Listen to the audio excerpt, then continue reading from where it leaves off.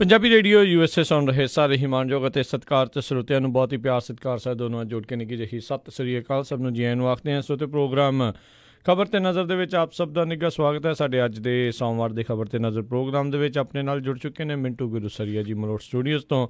ਮਿੰਟੂ ਜੀ ਨਿੱਘੀ ਜੀ ਆਇਆਂ ਨੂੰ ਪਿਆਰ ਭਰੀ ਸਤਿ ਸ੍ਰੀ ਅਕਾਲ ਜੀ। ਸ਼ੁਕਰੀਆ ਜੀ, ਸਾਰਿਆਂ ਨੂੰ ਸਤਿ ਸ਼੍ਰੀ ਅਕਾਲ ਜੀ।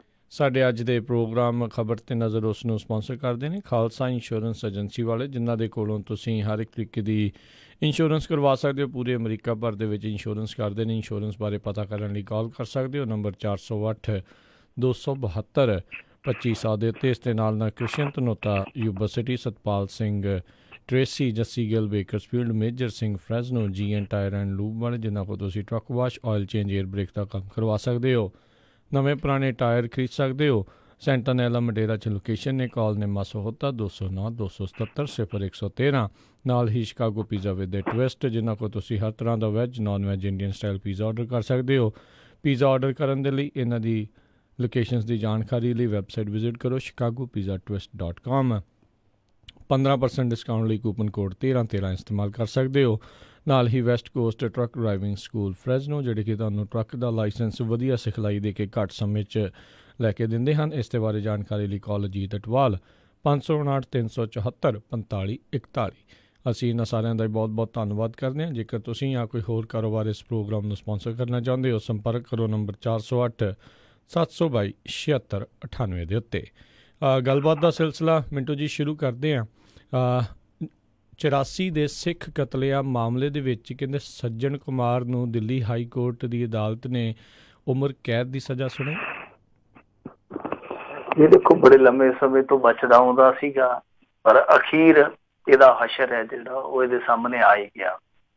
ਤਾਂ ਬਹਰਹਾਲ ਇਹਨੂੰ ਉਮਰ ਕੈਦ ਦੀ ਸਜ਼ਾ ਸੁਣਾ ਦਿੱਤੀ ਗਈ ਆ। ਅਦਾਲਤ ਨੇ ਨਾਲ ਇਹ ਵੀ ਆਖਿਆ ਕਿ 31 ਦਸੰਬਰ ਤੱਕ ਇਹ ਸਰੈਂਡਰ ਕਰੂਗਾ। ਹਾਲਾਂਕਿ ਕੁਛ ਲੋਕ ਸਵਾਲ ਚੁੱਕਦੇ ਪਏ ਕਿ ਟਾਈਮ ਕਦੋਂ ਦਿੱਤਾ ਗਿਆ। ਤਾਂ ਮੈਂ ਦੱਸ ਦੇਵਾਂ ਕਿ ਜਦੋਂ ਹਾਈ ਕੋਰਟ 'ਚੋਂ ਸਜ਼ਾ ਹੁੰਦੀ ਹੈ, ਕਿਉਂਕਿ ਹਾਈ ਕੋਰਟ ਦੇ ਵਿੱਚ ਜਿਸ ਸਮੇਂ ਸਜ਼ਾ ਸੁਣਾਈ ਜਾਂਦੀ ਆ, ਜ਼ਰੂਰੀ ਨਹੀਂ ਹੁੰਦਾ ਕਿ ਉੱਥੇ ਮੁਲਜ਼ਮ ਹਾਜ਼ਰ ਹੋਵੇ। ਤਾਂ ਕਈ ਵਾਰ ਕੀ ਹੁੰਦਾ ਕਿ ਹੇਠਲੀ ਅਦਾਲਤ 'ਚੋਂ ਜਿੱਦਾਂ ਕੋਈ ਬਰੀ ਕੀਤਾ ਗਿਆ ਜਾਂ ਸਜ਼ਾ ਯਾਫਤਾ ਵੀ ਹੋਵੇ, ਜੇ ਉਤਲੀ ਕੋਰਟ 'ਚ ਗਿਆ ਤੇ ਉੱਥੇ ਜ਼ਮਾਨਤ ਤੇ ਆ, ਤਾਂ ਕਈ ਵਾਰ ਫੈਸਲਾ ਆ ਜਾਂਦਾ, ਫੈਸਲਾ ਸੁਣਾਇਆ ਜਾਂਦਾ। ਬੰਦਾ ਜਿਹੜਾ ਆਪਣੇ ਘਰ ਦੇ ਵਿੱਚ ਹੁੰਦਾ, ਤਾਂ ਉਹਨੂੰ ਜੇਲ੍ਹ ਪਹੁੰਚਣ ਵਾਸਤੇ ਇੱਕ ਵਕਫਾ ਦਿੱਤਾ ਜਾਂਦਾ ਕਿ ਇੰਨੇ ਦਿਨਾਂ ਦੇ ਅੰਦਰ ਅੰਦਰ ਭਾਈ ਤੇਰਾ ਪਹੁੰਚਣਾ ਜ਼ਰੂਰੀ ਹੈ, ਨਹੀਂ ਤਾਂ ਫਿਰ ਗੈਰ ਜ਼ਮਾਨਤੀ ਵਾਰੰਟ ਵਗੈਰਾ ਜੋ ਹੁੰਦੇ ਆ ਉਹ ਜਾਰੀ ਹੋ ਜਾਣ। ਸੋ ਇੱਕ ਪ੍ਰਕਿਰਿਆ ਤਾਂ ਹਾਈ ਕੋਰਟ ਦੇ ਵਿੱਚੋਂ ਸਜ਼ਾ ਹੋਈ ਹੈ, ਟਾਈਮ ਦਿੱਤਾ ਜਾਣਾ ਜ਼ਰੂਰੀ ਸੀਗਾ। ਤਾਂ ਉਹਨਾਂ ਨੇ 31 ਦਸੰਬਰ ਦਾ ਦਿੱਤਾ, ਪਰ ਨਾਲ ਹੀ ਸ਼ਰਤ ਲਾ ਦਿੱਤੀ ਆ ਕਿ ਸੱਜਣ ਕੁਮਾਰ ਅਦਾਲਤ ਤੋਂ ਫੈਸਲਾ ਜਿਵੇਂ ਹੀ ਨਿਕਲੂਗਾ ਉਸ ਤੋਂ ਬਾਅਦ ਇਹ ਦਿੱਲੀ ਛੱਡ ਕੇ ਨਹੀਂ ਜਾ ਸਕੇਗਾ। ਮਤਲਬ ਕਿ ਦਿੱਲੀ ਤੋਂ ਬਾਹਰ ਨਹੀਂ ਜਾ ਸਕਦਾ, ਦਿੱਲੀ ਦੀ ਹਦੂਦ ਜਿਹੜੀ ਆ ਉਹ ਨਹੀਂ ਲੰਘ ਸਕੇਗਾ। ਨਾਲ ਇਹਦੇ ਤੇ 5 ਸਾਲ ਦਾ ਜੁਰਮਾਨਾ ਲਾਇਆ। ਵੈਸੇ ਜਿਹੜੇ ਇਹਦੇ ਹੋਰ ਸਾਥੀ ਸੀਗੇ, ਕੁਛ ਮੁਲਜ਼ਮਾਨ ਸੀਗੇ ਜਿੱਦਾਂ ਮਹਿੰਦਰ ਯਾਦਵ, ਕਿਸ਼ਨ ਕੋਕਰ, ਇਹਨਾਂ ਨੂੰ 3-3 ਸਾਲ ਸੀਗੀ ਹੇਠਲੀ ਅਦਾਲਤ ਚੋਂ ਕੈਦ, ਇਹਨਾਂ ਦੀ ਵਧਾ ਕੇ 10 ਸਾਲ ਕਰ ਦਿੱਤੀ ਗਈ ਆ। ਭਾਗਮਲ ਸੀ, ਇੱਕ ਗਿਰਧਾਰੀ ਸੀਗਾ, ਇੱਕ ਸਾਬਕਾ ਕਾਂਗਰਸੀ ਕੌਂਸਲਰ ਸੀਗਾ ਬਲਵਾਨ ਖੋਖਰ। ਇਹਨਾਂ ਦੀ ਜਿਹੜੀ ਸਜ਼ਾ ਉਹ ਉਮਰ ਕੈਦ ਬਰਕਰਾਰ ਰੱਖੀ ਗਈ ਆ। ਇਹਦੇ ਕੁਛ ਕੇਸਵਾਰ ਸੀਗੇ ਸੱਜਣ ਕੁਮਾਰ ਦੇ। ਸੱਜਣ ਕੁਮਾਰ ਦਾ ਤੁਹਾਨੂੰ ਪਤਾ ਹੀ ਆ ਕਿ ਕਿਸ ਤਰ੍ਹਾਂ ਕੇਸ ਚੱਲਿਆ, ਕਿਸ ਤਰ੍ਹਾਂ ਇਹ ਅੱਗੇ ਵਧਿਆ, ਅਪ ਡਾਊਨ ਆਏ ਇਸ ਮਾਮਲੇ ਦੇ ਵਿੱਚ। ਹੁਣ ਦੇਖੋ, ਸਭ ਤੋਂ ਵੱਡੀ ਗੱਲ ਤੇ ਇਹ ਆ ਕਿ ਅੱਜ ਜਦੋਂ ਇਹ ਫੈਸਲਾ ਸੁਣਾਇਆ ਗਿਆ ਤਾਂ ਜੱਜਾਂ ਨੇ ਜੱਜਮੈਂਟ ਦੇ ਵਿੱਚ ਜੋ ਟਿੱਪਣੀਆਂ ਕੀਤੀਆਂ ਉਹ ਬਹੁਤ ਸੰਜੀਦਾ ਨੇ, ਬਹੁਤ ਗੰਭੀਰ ਨੇ। ਉਹਨਾਂ ਨੇ ਇੱਥੋਂ ਤੱਕ ਕਿਹਾ ਕਿ ਇਹ ਤੇ ਬਿਲਕੁਲ ਜਿੱਦਾਂ 47 ਦੇ ਵਿੱਚ ਵਾਪਰਿਆ ਸੀਗਾ ਕਤਲੇਆਮ, ਉਸ ਤਰ੍ਹਾਂ ਦਾ ਸੀਗਾ। ਔਰ ਫਿਰ ਨਾਲ ਇਹ ਵੀ ਕਿਹਾ ਗਿਆ ਕਿ ਅਪਰਾਧੀਆਂ ਦੀ ਯਾਨੀ ਮੁਲਜ਼ਮਾਨ ਦੀ ਪੁਸ਼ਤ ਪਨਾਹੀ ਕੀਤੀ ਗਈ, ਉਹਨਾਂ ਨੂੰ ਬਚਾਇਆ ਗਿਆ। ਤਾਂ ਇੱਕ ਚੀਜ਼ ਤੇ ਇਹ ਆ ਕਿ ਉਸ ਸਮੇਂ ਦੀ ਜਿਹੜੀ ਹਕੂਮਤ ਸੀਗੀ ਜਾਂ ਉਸ ਸਮੇਂ ਦੀ ਇਹ ਪਾਰਟੀ ਜਿਹੜੀ ਪਾਵਰਫੁਲ ਪਾਰਟੀ ਸੀਗੀ, ਇਹ ਸਿੱਧੇ ਤੌਰ ਤੇ ਇਸ ਮਾਮਲੇ ਦੇ ਵਿੱਚ ਕਿਤੇ ਨਾ ਕਿਤੇ ਸ਼ਾਮਲ ਸੀਗੀ। ਕਹਿਣ ਦਾ ਮਤਲਬ ਇਹ ਹੈ ਕਿ ਜਿਹੜੀ ਚੀਜ਼ ਕਹੀ ਜਾਂਦੀ ਸੀਗੀ, ਕਿਉਂਕਿ ਇਹ ਬੰਦੇ ਆ ਜਿਹੜੇ ਜਿਸ ਤਰੀਕੇ ਨਾਲ ਇਹ ਕੰਮ ਕਰਕੇ ਫਿਰ ਬਾਅਦ ਦੇ ਵਿੱਚ ਪਾਰਟੀ 'ਚ ਰਹੇ, ਇਹ ਆਪਣੇ ਆਪ ਦੇ ਵਿੱਚ ਇਹ ਚੀਜ਼ਾਂ ਸਾਬਤ ਕਰਦੀਆਂ। ਕਿਉਂਕਿ ਮੰਨ ਲਓ ਕਿਸੇ ਬੰਦੇ ਨੇ ਆਪਣੇ ਪੱਧਰ ਤੇ ਕੋਈ ਗੁਨਾਹ ਕਰ ਦਿੱਤਾ, ਪਰ ਆਪਣੇ ਪੱਧਰ ਤੇ ਆਪਣੇ ਆਪ ਨੂੰ ਬਚਾ ਨਹੀਂ ਸਕਦਾ ਗੁਨਾਹ ਤੋਂ ਬਾਅਦ। ਬਚੂਗਾ ਤਾਂ ਜੇ ਉਹਦੇ ਮਗਰ ਕੋਈ ਪੋਲੀਟੀਕਲ ਪਾਵਰ ਆ। ਤਾਂ ਦੂਜੀ ਚੀਜ਼ ਇਹ ਆ ਇਸ ਮਾਮਲੇ ਦੇ ਵਿੱਚ ਕਿ ਜੈਨੋਸਾਈਡ ਜਿਹਨੂੰ ਕਿਹਾ ਜਾਂਦਾ, ਕਤਲੇਆਮ ਕਿਹਾ ਜਾਂਦਾ, ਔਰ ਜਿਹਦੇ ਕਰਕੇ ਅਮਰੀਕਾ ਦੇ ਵਿੱਚ ਤੁਹਾਨੂੰ ਪਤਾ ਪਿੱਛੇ ਜੇ ਵਿਵਾਦ ਵੀ ਪੈਦਾ ਹੋ ਗਿਆ ਸੀ। ਇੱਕ ਸਟੇਟ ਨੇ ਮੇਰੇ ਖਿਆਲ ਦੇ ਨਾਲ ਉਹ ਮਤਾ ਪਾ ਦਿੱਤਾ ਸੀ ਸ਼ਾਇਦ ਤੁਹਾਡੇ ਤੇ, ਤਾਂ ਉਸ ਤੋਂ ਬਾਅਦ ਇਹਨਾਂ ਨੇ ਕਾਫੀ ਇਤਰਾਜ਼ ਜਤਾਇਆ ਸੀਗਾ। ਤਾਂ ਹੁਣ ਇਹ ਆਪ ਹੀ ਦੇਖ ਲਓ ਕਿ ਅਦਾਲਤ ਦੇ ਵਿੱਚੋਂ ਜੋ ਜੱਜਮੈਂਟ ਨਿਕਲਦੀ ਉਹਦੇ ਵਿੱਚ ਵੀ ਇਹੋ ਚੀਜ਼, ਇਹੋ ਹੀ ਸ਼ਬਦ ਵਰਤਿਆ ਜਾਂਦਾ, ਕਤਲੇਆਮ। ਤਾਂ ਤੀਜੀ ਗੱਲ ਇਹ ਆ ਕਿ ਇਸ ਮਾਮਲੇ ਦੇ ਵਿੱਚ ਹੁਣ ਦੇਖੋ ਸੰਪੂਰਨ ਨਿਆਂ ਤੇ ਕਿਹਾ ਨਹੀਂ ਜਾ ਸਕਦਾ, ਕਿਉਂਕਿ ਬਹੁਤ ਸਾਰੇ ਵਿਕਟਮ ਆ ਜਿਹੜੇ ਇਸ ਸੰਸਾਰ ਤੋਂ ਚਲੇ ਗਏ ਆਪਣੇ ਲਈ ਇਨਸਾਫ ਮੰਗਦੇ। ਬਹੁਤ ਸਾਰੇ ਐਸੇ ਅਪਰਾਧੀ ਆ, ਸ਼ਾਸਤਰੀ ਵਰਗੇ, ਜਿਹੜੇ ਇੱਥੋਂ ਜੁਰਮ ਕਰਕੇ ਬਗੈਰ ਸਜ਼ਾ ਭੋਗੇ ਤੋਂ ਚਲੇ ਗਏ। ਸੰਪੂਰਨ ਨਿਆਂ ਨਹੀਂ ਕਿਹਾ ਜਾ ਸਕਦਾ। ਸੰਪੂਰਨ ਨਿਆਂ ਤੇ ਉਦਣ ਹੋਊਗਾ ਜਿੱਦਣ ਇੱਥੋਂ ਦਾ ਸਾਰਾ ਸਿਸਟਮ ਹੈ ਜਿਹੜਾ ਥਾਣੇ ਜੁਡੀਸ਼ਰੀ ਉਹ ਕਟਹਿਰੇ 'ਚ ਖੜਾ ਹੋਊਗਾ। ਤਾਂ ਇਹ ਇੱਕ ਕਹਿ ਸਕਦੇ ਹਾਂ ਕਿ ਜਿਹੜੀ ਲੜਾਈ ਆ ਸਿੱਖ ਕੌਮ ਦੀ, ਬਹੁਤ ਵੱਡੀ ਲੜਾਈ ਹੈ। ਮੈਂ ਕਹਿੰਦਾ ਕਿ ਸਿੱਖ ਕੌਮ ਦੀ ਇਹ ਇੱਕ ਪ੍ਰਾਪਤੀ ਆ ਕਿ ਇਹਨਾਂ ਨੇ ਇਸ ਚੀਜ਼ ਨੂੰ ਭੁੱਲਿਆ ਨਹੀਂ, ਸਗੋਂ ਜਿਹੜੀ ਅਗਲੀ ਪੀੜ੍ਹੀ ਸੀ ਉਹਨੂੰ ਵੀ ਯਾਦ ਕਰਵਾਇਆ, ਉਹਨੂੰ ਵੀ ਰਟਾਇਆ। ਤਾਂ ਅੱਜ ਇਹ ਦੇਖੋ, ਚਾਹੇ ਸਿੱਖ ਨੇ ਚਾਹੇ ਕੋਈ ਗੈਰ ਸਿੱਖ ਨੇ, ਇਨਸਾਫ ਪਸੰਦ ਲੋਕ ਨੇ, ਜਿਹੜੀ ਉਹਨਾਂ ਨੇ ਸ਼ਿੱਦਤ ਦੇ ਨਾਲ ਇਸ ਪੀੜ ਨੂੰ ਇੱਕ ਵੰਗਾਰ ਬਣਾ ਕੇ ਪੇਸ਼ ਕੀਤਾ, ਉਹਦਾ ਹੀ ਸਿੱਟਾ ਕਿ ਸੱਜਣ ਕੁਮਾਰ ਵਰਗਾ ਬੰਦਾ। ਬੇਸ਼ੱਕ ਠੀਕ ਹੈ, ਇਸ ਚੀਜ਼ ਨੂੰ ਇਲੈਕਸ਼ਨ ਦੇ ਨਾਲ ਵੀ ਜੋੜਿਆ ਜਾਂਦਾ ਕਿ ਭਾਰਤੀ ਜਨਤਾ ਪਾਰਟੀ ਲਾਹਾ ਲੈਣਾ ਚਾਹੁੰਦੀ ਆ, ਔਰ ਉਹ ਕਰਦੇ ਵੀ ਪਏ ਜਿਸ ਤਰੀਕੇ ਨਾਲ ਕ੍ਰੈਡਿਟ ਜੰਗ ਚੱਲਦੀ ਆ ਹਰੇਕ ਮੁੱਦੇ ਤੇ ਬਾਅਦ ਦੇ ਵਿੱਚ। ਪਰ ਜਿਸ ਤਰੀਕੇ ਦਾ ਇੱਕ ਦਬਾਅ ਹੈ ਕਿ ਇਸ ਕਤਲੇਆਮ ਨੂੰ ਭੁੱਲਿਆ ਨਹੀਂ ਗਿਆ, ਇਸ ਕਤਲੇਆਮ ਤੇ ਹਮੇਸ਼ਾ ਸਿੱਖਾਂ ਨੇ ਇੱਕ ਸਟੈਂਡ ਰੱਖਿਆ, ਸਪਸ਼ਟ ਸਟੈਂਡ ਰੱਖਿਆ ਕਿ ਸਾਨੂੰ ਇਨਸਾਫ ਚਾਹੀਦਾ, ਔਰ ਇਨਸਾਫ ਪਸੰਦ ਲੋਕਾਂ ਨੇ ਵੀ ਸਿੱਖਾਂ ਦਾ ਸਾਥ ਦਿੱਤਾ। ਤਾਂ ਇਹ ਮੇਰੇ ਖਿਆਲ ਦੇ ਨਾਲ ਇਸ ਮਾਮਲੇ ਦੇ ਵਿੱਚ ਕੂਣੀ ਮੋੜ ਆ, ਤੇ ਵਾਰੀ ਹੁਣ ਟਾਈਟਲਰ ਦੀ ਵੀ ਮੇਰੇ ਖਿਆਲ ਦੇ ਨਾਲ ਆ ਜਾਊਗੀ, ਕਿਉਂਕਿ ਜਿਹੜੀ ਇਹਨਾਂ ਨੇ SIT ਬਿਠਾ ਲਈ ਸੀ ਉਹਨੇ 8 ਕੇਸ ਪੱਟੇ ਸੀ, 8 ਚੋਂ 5 ਦੇ ਵਿੱਚ ਚਾਰਜਸ਼ੀਟ ਜਿਹੜੀ ਆ ਫਾਈਲ ਕੀਤੀ ਆ। ਉਹਦੇ ਵਿੱਚ ਅਗਲਾ ਨੰਬਰ ਹੈ ਜਿਹੜਾ ਉਹ ਹੁਣ ਟਾਈਟਲਰ ਦਾ। ਤਾਂ ਸੱਜਣ ਹੈ ਜਿਹੜਾ ਉਹ ਤੇ ਚਲੇ ਗਿਆ, ਵਾਰੀ ਹੁਣ ਅੱਗੇ ਟਾਈਟਲਰ ਦੀ ਹੈ, ਦੇਖੋ ਉਹਦਾ ਕੀ ਬਣਦਾ। ਜੀ ਮਿੰਟੂ ਜੀ, ਬਹੁਤ ਸਾਰੇ ਇਸ ਦੇ ਨਾਲ ਲੋਕਾਂ ਦੇ ਜਿਹੜੇ ਸਵਾਲ ਵੀ ਹੋਣਗੇ। ਫੂਲਕਾ ਹੁਣਾਂ ਬਾਰੇ ਕੀ ਇਸ ਦੇ ਬਾਅਦ ਦੇ ਵਿੱਚ ਕੀ ਪ੍ਰਤੀਕਰਮ ਹੈਗੇ ਆ? ਬਹੁਤ ਸਾਰੇ ਲੋਕ ਇਹ ਵੀ ਕਹਿ ਰਹੇ ਸੀ ਵੀ ਉਹਨਾਂ ਦੇ ਜਿਹੜੇ ਕੇਸ ਦੇ ਵਿੱਚ ਕੁਛ ਨਹੀਂ ਸੀਗਾ, ਹੁਣ ਜਿਹੜਾ ਆ ਇਸ ਦੇ ਵਿੱਚ ਇਹ ਫੈਸਲਾ ਵੀ ਆਇਆ ਆ, ਤੇ ਵੱਖ-ਵੱਖ ਹੋਰ ਸਿਆਸਤਦਾਨਾਂ ਦਾ ਕੀ ਪ੍ਰਤੀਕਰਮ ਰਿਹਾ ਆ? ਦੇਖੋ, ਸਭ ਤੋਂ ਵੱਡਾ ਪ੍ਰਤੀਕਰਮ ਸੀਗਾ ਕੈਪਟਨ ਅਮਰਿੰਦਰ ਸਿੰਘ ਦਾ। ਕੈਪਟਨ ਅਮਰਿੰਦਰ ਸਿੰਘ ਨੇ ਇੱਥੋਂ ਤੱਕ ਕਹਿ ਦਿੱਤਾ ਕਿ ਇਸ ਫੈਸਲੇ ਦਾ ਅਸੀਂ ਸਵਾਗਤ ਕਰਦੇ ਹਾਂ, ਪਰ ਗਾਂਧੀ ਪਰਿਵਾਰ ਨੂੰ ਵਿੱਚ ਕਿਸੇ ਘੜੀਸਣਾ ਜਿਹੜਾ ਇਹ ਬਾਦਲਾਂ ਦੀ ਬਹੁਤ ਘਟੀਆ ਰਾਜਨੀਤੀ ਹੈ। ਹੁਣ ਤੁਸੀਂ ਆਪ ਹੀ ਅੰਦਾਜ਼ਾ ਲਾ ਲਓ ਕਿ ਗਾਂਧੀ ਪਰਿਵਾਰ ਦਾ ਮੁਖੀਆ ਜਿਹੜਾ ਉਸ ਸਮੇਂ ਦੇਸ਼ ਦਾ ਵੀ ਮੁਖੀਆ ਸੀਗਾ, ਉਹ ਜਬ ਕੋਈ ਬੜਾ ਪੇੜ ਗਿਰਤਾ ਹੈ ਤਾਂ ਧਰਤੀ ਹਿਲਤੀ ਹੈ, ਇਹੋ ਜਿਹੇ ਵਾਕ ਆਪਣੇ ਮੂੰਹ ਚੋਂ ਕੱਢਦਾ। ਤੇ ਕਹਿੰਦੇ ਕਿ ਗਾਂਧੀ ਪਰਿਵਾਰ ਦਾ ਨਾਂ ਹੀ ਨਾ ਲਓ। ਫਿਰ ਟਾਈਟਲਰ ਦੀ ਵੀਡੀਓ ਦਾ ਰੌਲਾ ਪਿਆ ਸੀ ਜਿਹਦੇ ਵਿੱਚ ਉਹ ਕਹਿੰਦਾ ਨਜ਼ਰ ਆਉਂਦਾ ਕਿ ਰਾਜੀਵ ਗਾਂਧੀ ਖੁਦ ਨੂੰ ਕਾਰ 'ਚ ਉਠਾ ਕੇ ਲੈ ਕੇ ਗਿਆ ਸੀ ਕਿ ਚੱਲ ਦਿਖਾ ਮੈਨੂੰ ਕਿਤੇ ਕਿਤੇ ਕਿੰਨੇ ਸਿੱਖ ਮਰੇ। ਤੋ ਇਹ ਚੀਜ਼ਾਂ ਜਿਹੜੀਆਂ ਨੇ ਉਹ ਇੱਧਰੋਂ ਨਿਕਲ ਰਹੀਆਂ ਨੇ। ਫੂਲਕਾ ਸਾਹਿਬ ਬਾਰੇ ਦੇਖੋ ਇੱਕ ਵਿਵਾਦ ਛਿੜਿਆ ਸੀਗਾ ਕਿ ਉਹਨਾਂ ਦੇ ਕੋਲ ਕੋਈ ਕੇਸ ਹੀ ਹੈ ਨਹੀਂਗਾ ਜੀ, ਉਹ ਤੇ ਪੈਸਾ ਇਕੱਠਾ ਕਰਦੇ ਆ। ਪਰ ਅੱਜ ਦੇ ਮਾਮਲੇ ਦੇ ਵਿੱਚ ਜੇ ਦੇਖੋਗੇ ਇਹ ਫੂਲਕਾ ਸਾਹਿਬ ਨੂੰ ਬਹੁਤ ਸਾਰੇ ਲੋਕ ਹੈ ਜਿਹੜੇ ਐਪਰੀਸ਼ੀਏਟ ਕਰਦੇ ਪਏ ਆ। ਫੂਲਕਾ ਸਾਹਿਬ ਜਦੋਂ ਬਾਹਰ ਆਏ ਕੋਰਟ ਦੇ ਵਿੱਚੋਂ ਬਹੁਤ ਖੁਸ਼ ਸਨ। ਉਹ ਇੱਥੋਂ ਤੱਕ ਕਿ ਪੱਤਰਕਾਰ PTC ਦਾ ਪੱਤਰਕਾਰ ਬਾਈਟ ਲੈ ਰਿਹਾ ਸੀਗਾ ਤਾਂ ਉਹਨੂੰ ਵੀ ਕਲਾਵੇ 'ਚ ਲੈ ਲਿਆ। ਦੱਸਦੇ ਆ ਕਿ ਮਨਜਿੰਦਰ ਸਿੰਘ ਸਿਰਸਾ ਜਿਹੜਾ ਉਹਦੇ ਨਾਲ ਵੀ ਜੱਫੀ ਪਾਈ ਖੁਸ਼ੀ 'ਚ ਦੋਨਾਂ। ਸੋ ਕਹਿਣ ਦਾ ਮਤਲਬ ਇਹ ਹੁਆ ਕਿ ਅੰਦਰ ਕੀ ਹੁੰਦਾ ਕੋਰਟ ਦੇ ਵਿੱਚ ਸਾਨੂੰ ਨਹੀਂ ਪਤਾ, ਪਰ ਬਾਹਰੀ ਤੌਰ ਤੇ ਅੱਜ ਕਿਸੇ ਨੇ ਨਹੀਂ ਕਿਹਾ ਕਿ ਫੂਲਕਾ ਦਾ ਇਹਦੇ ਵਿੱਚ ਕੋਈ ਸਹਿਯੋਗ ਨਹੀਂ ਹੈ। ਕਿ ਅੱਜ ਉਹਨਾਂ ਲੋਕਾਂ ਨੇ ਵੀ ਕੋਈ ਪ੍ਰਤੀਕਰਮ ਨਹੀਂ ਦਿੱਤਾ ਜਿਹੜੇ ਅੱਗੇ ਇਹ ਗੱਲ ਕਹਿੰਦੇ ਸੀਗੇ। ਇਹਦਾ ਮਤਲਬ ਇਹ ਹੋਆ ਕਿ ਕਿਤੇ ਨਾ ਕਿਤੇ ਫੂਲਕਾ ਸਾਹਿਬ ਦਾ ਵੀ ਇਸ ਮਾਮਲੇ 'ਚ ਯੋਗਦਾਨ ਆ। ਪ੍ਰਤੀਕਰਮ ਦੇਖੋ, ਮੈਂ ਜਿੱਦਾਂ ਤੁਹਾਨੂੰ ਕਿਹਾ ਮਨਜੀਤ ਸਿੰਘ ਜੀਕੇ ਨੇ ਪ੍ਰੈਸ ਕਾਨਫਰੰਸ ਕੀਤੀ ਆ, ਸਿਰਸਾ ਨੇ ਪ੍ਰੈਸ ਕਾਨਫਰੰਸ ਕੀਤੀ ਆ, ਬੀਬਾ ਬਾਦਲ ਨੇ ਤਾਂ ਕਰਨੀ ਤਾਂ ਮੰਨ ਕੇ ਚੱਲਿਆ ਕਰੋ, ਸੁਖਬੀਰ ਬਾਦਲ, ਵਿਕਰਮਜੀਤ ਮਜੀਠੀਆ, ਯਾਨੀ ਕੁੱਲ ਬਾਦਲ ਦਲ ਦੇ ਵਿੱਚੋਂ ਸਾਰੇ ਲੀਡਰਾਂ ਨੇ ਕਾਂਗਰਸ ਨੂੰ ਨਿਸ਼ਾਨੇ ਤੇ ਲਿਆ। ਔਰ ਇੱਥੋਂ ਤੱਕ ਕਿ ਕਮਲਨਾਥ ਤੇ ਵੀ ਇਹਨਾਂ ਨੇ ਸੁੱਟੀ ਆ ਸੁੱਟ ਕਿ ਉਸ ਬੰਦੇ ਨੂੰ ਇੱਕ ਪਾਸੇ ਇਹਨਾਂ ਨੇ ਮੁੱਖ ਮੰਤਰੀ ਲਾ ਕੇ ਅੱਜ ਦੇ ਦਿਨ ਸਾਡੇ ਜ਼ਖਮਾਂ ਤੇ ਲੂਣ ਭੁੱਕਿਆ, ਤੇ ਦੂਸਰੇ ਪਾਸੇ ਇੱਧਰ ਸਜ਼ਾ ਹੋਈ ਜਾਂਦੀ ਹੈ। ਵੈਸੇ ਅੱਜ ਹੀ ਸਪੋਕਸਮੈਨ ਦੇ ਉੱਤੇ ਮੈਂ ਖਬਰ ਦਾ ਲਿੰਕ ਵੀ ਦੇਖਦਾ ਪਿਆ ਸੀਗਾ ਜਿਹਦੇ ਵਿੱਚ ਇੱਕ ਵਿਕਟਮ ਆ 84 ਕਤਲੇਆਮ ਦੀ ਬੀਬੀ ਸੁਰਜੀਤ ਕੌਰ। ਉਹ ਕਹਿੰਦੀ ਕਿ ਮੈਂ ਜਦੋਂ ਉੱਜੜ ਕੇ ਆਈ ਉਧਰੋਂ ਝਾਰਖੰਡ ਬੰਨਿਓ, ਉਦੋਂ ਤੇ ਮੇਰੇ ਖਿਆਲ ਦੇ ਨਾਲ ਬਿਹਾਰ ਹੀ ਹੁੰਦਾ ਸੀਗਾ, ਤੇ ਉਹ ਕਹਿੰਦੀ ਕਿ ਇੱਥੇ ਜਦੋਂ ਆ ਗਏ ਅਸੀਂ ਚੰਡੀਗੜ੍ਹ ਇੱਥੇ ਛੋਟਾ ਮੋਟਾ ਅਸੀਂ ਆਪਦਾ ਗੁਜ਼ਰ ਬਸਰ ਜਿਹੜਾ ਕਰਨ ਲੱਗੇ ਕੰਮ ਚਲਾ ਕੇ, ਤਾਂ ਜਿਹੜੀ SGPC ਸੀਗੀ ਉਹਨੂੰ ਕਈ ਚਿੱਠੀਆਂ ਲਿਖੀਆਂ, ਕਈ ਚਿੱਠੀਆਂ, ਤੇ ਉਹਨਾਂ ਨੇ ਇੱਥੋਂ ਤੱਕ ਕਿ ਸਾਨੂੰ 500 ਰੁਪਏ ਦੀ ਸਹਾਇਤਾ ਤੱਕ ਨਹੀਂ ਕੀਤੀ। ਉਸ ਤੋਂ ਬਾਅਦ ਉਹ ਕਹਿੰਦੀ ਬੀਬੀ ਕਿ ਜਦੋਂ ਮੈਂ ਬੀਬਾ ਜਿਹੜੀ ਬੀਬਾ ਤਾਂ ਹੁਣ ਨਹੀਂ ਬੀਬੀ ਕਹਿ ਸਕਦੇ ਆ, ਬੀਬੀ ਸੁਰਿੰਦਰ ਕੌਰ ਬਾਦਲ ਉਦੋਂ ਜਿਉਂਦੇ ਹੁੰਦੇ ਸੀ, ਕਹਿੰਦੀ ਕਿ ਉਹਦੀ ਰਿਹਾਇਸ਼ ਤੇ ਗਈ ਤੇ ਉਹਨੇ ਆਖਿਆ ਕਿ ਤੂੰ ਹੁਣ ਭੁੱਲ ਕਿਉਂ ਨਹੀਂ ਜਾਂਦਾ। ਸੋ ਇਹ ਵੀ ਚੀਜ਼ਾਂ ਨੇ। ਔਰ ਇੱਥੇ ਅਕਾਲ ਤਖਤ ਦਾ ਇੱਕ ਇਹੋ ਜਿਹਾ ਵੀ ਜਥੇਦਾਰ ਸੀ ਜਿਹਨੇ ਫਫੇ ਕੁੱਟਣੀਆਂ ਸ਼ਬਦ ਇਸਤੇਮਾਲ ਕੀਤਾ ਸੀਗਾ। ਇਹਨਾਂ ਲੋਕਾਂ ਨੂੰ ਤੇ ਚਲੋ ਸਜ਼ਾ ਮਿਲ ਗਈ, ਇਹੋ ਜਿਹੇ ਜਿਹੜੇ ਲੋਕ ਰਾਜਨੀਤੀ ਕਰਦੇ ਰਹੇ, ਜਿਹੜੇ ਇਹੋ ਜਿਹਾ ਦੁਰਕਾਰਦੇ ਰਹੇ ਇਹਨਾਂ ਪੀੜਤਾਂ ਨੂੰ ਜਾਂ ਪੀੜਤਾਂ ਦੀ ਬਾਂਹ ਨਹੀਂ ਫੜਦੇ ਰਹੇ, ਇਹਨਾਂ ਨੂੰ ਸਜ਼ਾ ਕੌਣ ਦੇਊਗਾ? ਤੋ ਰਾਜਨੀਤੀ ਚੱਲੀ ਜਾਂਦੀ ਆ, ਕਾਂਗਰਸ ਬੈਕਫੁੱਟ ਤੇ ਆ ਇੱਕ ਪਾਸੇ, ਤੇ ਉਹ ਕਹਿੰਦੇ ਕਿ ਫੈਸਲੇ ਦਾ ਸਵਾਗਤ ਕਰਦੇ ਆ, ਪਰ ਕੋਈ ਵੀ ਜੁਰਤਮੰਦ ਕਾਂਗਰਸੀ ਇਹ ਨਹੀਂ ਕਹਿੰਦਾ ਕਿ ਅੱਜ ਤੁਸੀਂ ਇਹ ਗੱਲ ਕਹਿੰਦੇ ਹੋ, ਪਰ ਪਹਿਲਾਂ ਕਦੇ ਇਹ ਗੱਲ ਤੁਸੀਂ ਕੌਮੀ ਆਪਦੀ ਪੋਲਿਟਿਕਸ ਦੇ ਵਿੱਚ ਕਿਉਂ ਨਹੀਂ ਕਹੀ ਕਿ ਜਿਹੜੇ ਬੰਦਿਆਂ ਤੇ ਏਡੇ ਏਡੇ ਦਾਗ ਲੱਗੇ ਤੁਸੀਂ ਉਹਨਾਂ ਨੂੰ ਪਾਰਟੀ ਦੇ ਵਿੱਚ ਕਿਉਂ ਰੱਖਿਆ ਨਾ? ਤਾਂ ਅੱਜ ਵੀ ਜੇ ਮੰਨ ਲਓ ਹੁਣ ਟਾਈਟਲਰ ਹੈ ਜਿਹੜਾ ਉਹ ਵਲੇਟਿਆ ਜਾਂਦਾ, ਤੇ ਕੈਪਟਨ ਅਮਰਿੰਦਰ ਸਿੰਘ ਤੇ ਹੁਣ ਤੱਕ ਉਹਦਾ ਬਚਾਅ ਕਰਦਾ ਆਇਆ ਨਾ ਕਿ ਟਾਈਟਲਰ ਦਾ ਤੇ ਮੈਂ ਕਦੇ ਜ਼ਿਕਰ ਹੀ ਨਹੀਂ ਸੁਣਿਆ। ਕਲੀਨ ਚਿੱਟਾਂ ਦਿੰਦੇ ਰਹੇ।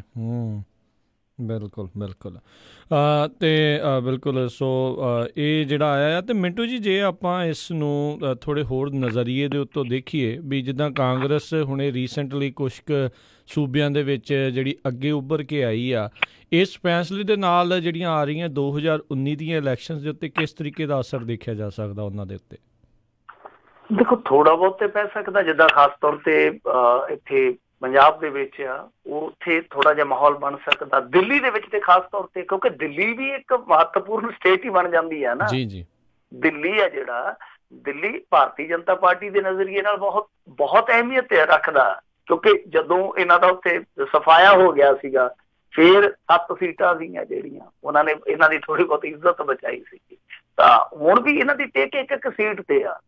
ਔਰ ਬਹੁਤ ਸਾਰੇ ਲੋਕ ਆ ਜਿਹੜੇ ਸਿਆਣੇ ਲੋਕ ਆ, ਬੁੱਧੀਜੀਵੀ ਲੋਕ ਆ, ਉਹ ਇਸ ਫੈਸਲੇ ਨੂੰ ਜੋੜਦੇ ਆ।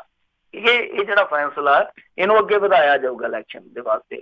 ਤਾਂ ਮੇਰੇ ਖਿਆਲ ਦੇ ਨਾਲ ਕੁਛ ਇਲਾਕਿਆਂ ਦੇ ਵਿੱਚ ਦੇਖੋ ਜ਼ਰੂਰ ਪ੍ਰਭਾਵ ਪਵੇਗਾ। ਕੁਛ ਇਲਾਕੇ ਜਿੱਦਾਂ ਭਾਵ ਮੈਂ ਤੁਹਾਨੂੰ ਕਿਹਾ ਕਿ ਦਿੱਲੀ ਆ ਜਾਂ ਪੰਜਾਬ ਆ, ਪਰ ਪੰਜਾਬ ਦੇ ਵਿੱਚ ਮੈਨੂੰ ਨਹੀਂ ਲੱਗਦਾ ਕਿ ਬਹੁਤਾ ਫਰਕ ਪਊਗਾ, ਕਿਉਂਕਿ ਜਦੋਂ ਗੱਲ ਬਾਦਲਾਂ ਦੀ ਆ ਜਾਂਦੀ ਹੈ ਨਾ, ਉਹ ਹੁਣ ਜਿਸ ਤਰੀਕੇ ਨਾਲ ਕ੍ਰੈਡਿਟ ਲੈਣ ਚ ਰੁੱਝੇ ਆ, ਬਾਦਲਾਂ ਦੇ ਨਾਲ ਬਹੁਤ ਸਾਰੇ ਲੋਕਾਂ ਨੂੰ ਚਿੜਿਆ, ਇਹ ਮੰਨ ਕੇ ਚਲੋ, ਤਾਂ ਉੱਥੇ ਆ ਕੇ ਚਾਹੇ ਕੁਛ ਵੀ ਹੈ ਨਾ, ਉਹ ਚੀਜ਼ਾਂ ਅਦਲ ਬਦਲ ਹੋ ਜਾਂਦੀਆਂ। ਬਾਕੀ ਪੰਜਾਬ ਦੇ ਵਿੱਚ ਜੇ ਇਹਨਾਂ ਚੀਜ਼ਾਂ ਦਾ ਫਰਕ ਹੁੰਦਾ, ਰਾਜ ਕਰਨਵੀਰ ਸਿੰਘ ਜੀ, ਫਿਰ ਕਾਂਗਰਸ ਦੀ ਕਦੇ ਸਰਕਾਰ ਨਾ ਬਣ।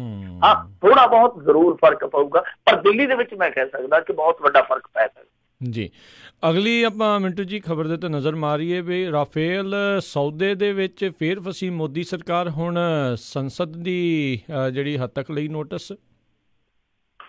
ਦੇਖੋ ਰਾਫੇਲ ਦਾ ਮਾਮਲਾ ਇਸ ਸਮੇਂ ਬੜਾ ਜ਼ਿਆਦਾ ਭਖਿਆ ਹੋਇਆ, ਸੰਸਦ ਦੇ ਵਿੱਚ ਵੀ ਬੜਾ ਰੌਲਾ ਰੱਪਾ, ਮੀਡੀਆ ਦੇ ਵਿੱਚ ਵੀ ਬਹੁਤ ਰੌਲਾ ਰੱਪਾ।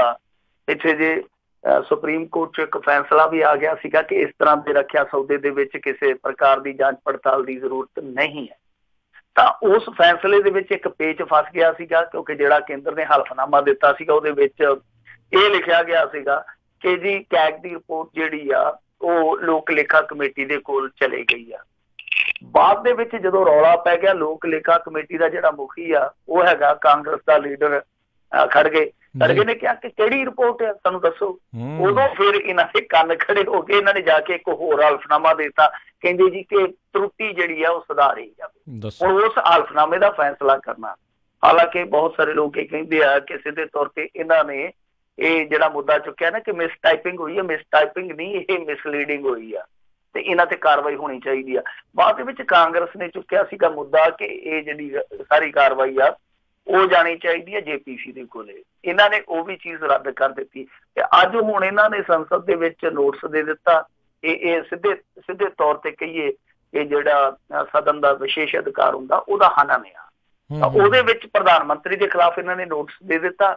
ਜੇ ਮੰਨ ਲਓ ਉਸ ਨੋਟਿਸ ਤੇ ਗੱਲ ਹੋ ਜਾਂਦੀ ਆ, ਕਾਰਵਾਈ ਹੋ ਜਾਂਦੀ ਹੈ ਤੇ ਪ੍ਰਧਾਨ ਮੰਤਰੀ ਨੂੰ ਜਵਾਬ ਦੇਣਾ ਪੈਂਦਾ। ਮੇਰੇ ਖਿਆਲ ਦੇ ਨਾਲ ਇਹ ਵੀ ਕਿਤੇ ਨਾ ਕਿਤੇ ਘਾਟੇਵੰਦ ਦਾ ਸੌਦਾ ਸਾਬਤ ਹੋ ਸਕਦਾ, ਕਿਉਂਕਿ JPC ਜਿਹੜੀ ਆ, JPC ਹੁੰਦੀ ਆ ਰਾਜ ਸਭਾ ਤੇ ਲੋਕ ਸਭਾ ਦੇ ਜਿਹੜੇ ਰਲਾ ਕੇ ਮੈਂਬਰ, 31 ਮੈਂਬਰ ਇੱਕ ਕਮੇਟੀ ਬਣਦੀ ਹੈ, ਜਿਹਨੇ 3 ਮਹੀਨਿਆਂ ਦੇ ਵਿੱਚ ਇੰਡੀਆ ਦਾ ਕੋਈ ਵੀ ਵਿਅਕਤੀ ਹੋਵੇ, ਕੋਈ ਵੀ ਸੰਸਥਾ ਹੋਵੇ, ਉਹਦੇ ਤੋਂ ਜਵਾਬ ਤਲਬੀ ਕਰਨੀ ਹੁੰਦੀ ਆ। ਤੇ ਜੇ JPC ਦੀ ਮੰਗ ਇਹ ਮੰਨ ਲੈਂਦੇ ਤਾਂ ਉਹਦੇ ਵਿੱਚ ਇਹ ਸੀਗਾ ਕਿ JPC ਦੇ ਸਾਹਮਣੇ ਫਿਰ ਪ੍ਰਧਾਨ ਮੰਤਰੀ ਨੂੰ ਪੇਸ਼ ਹੋਣਾ ਪੈਣਾ ਸੀਗਾ। ਤੇ ਜੇ ਪ੍ਰਧਾਨ ਮੰਤਰੀ ਪੇਸ਼ ਹੋ ਜਾਂਦਾ, ਹਾਲਾਂਕਿ JPC ਦੇ ਵਿੱਚ ਬਹੁ ਗਿਣਤੀ ਚ ਉਹੀ ਹੁੰਦੇ ਜਿਨ੍ਹਾਂ ਕੋਲ ਬਹੁਮਤ ਹੁੰਦਾ, ਹੋਣਾ ਕੱਖ ਵੀ ਨਹੀਂ। ਪਰ ਜੇ ਪ੍ਰਧਾਨ ਮੰਤਰੀ ਤਲਬ ਕਰ ਲਿਆ ਜਾਂਦਾ, ਉਹ ਵੀ ਭਾਰਤੀ ਜਨਤਾ ਪਾਰਟੀ ਲਈ ਬੜੇ ਘਾਟੇ ਬੰਦਾ ਸੌਦਾ। ਸੋ ਇਸ ਕਰਕੇ ਮੰਨ ਕੇ ਚਲੋ, ਜੇ ਤੇ ਨੋਟਿਸ ਹੈ ਜਿਹੜਾ ਖਾਰਜ ਕਰ ਦਿੱਤਾ ਜਾਂਦਾ, ਠੀਕ ਆ।